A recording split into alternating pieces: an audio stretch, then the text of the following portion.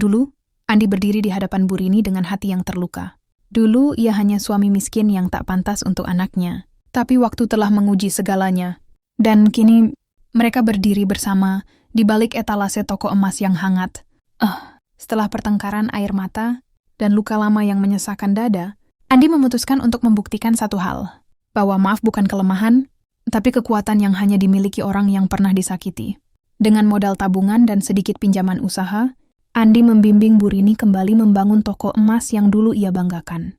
Tapi kali ini, tidak ada kesombongan, tidak ada jarak, hanya kerjasama dan rasa hormat yang tumbuh dari akar-akar luka yang akhirnya disirami kasih. Toko ini dulu jadi kebanggaan, Ibu, kata Andi. Sekarang biar toko ini jadi warisan kehormatan kita semua. Laras yang selama ini berdiri di antara dua cinta ibu dan suami, akhirnya bisa bernapas lega. Ia melihat dua orang yang paling ia cintai saling berjabat tangan, bukan saling membalas luka.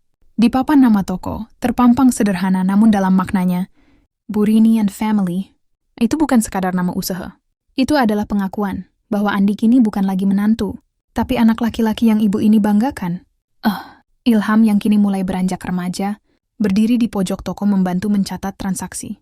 Ia tersenyum lebar melihat neneknya dan ayahnya tertawa bersama, berbagi cerita pelanggan, saling menyarankan model cincin. Ya, katanya suatu hari, nenek hebat ya, tapi ayah lebih hebat.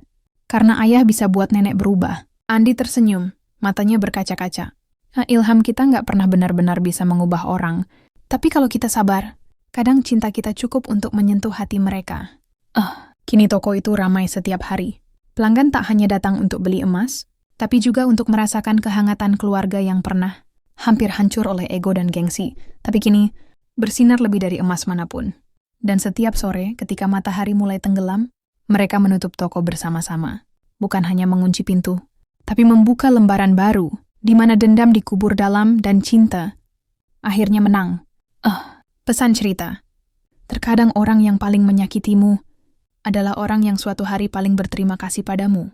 Dan saat itu tiba, jangan biarkan ego merampas kebahagiaan yang sudah begitu dekat. Mohon dukungannya untuk like dan subscribe. Saya doakan yang menonton video ini dilancarkan rezekinya dan dipanjangkan umurnya dan sehat selalu. Terima kasih.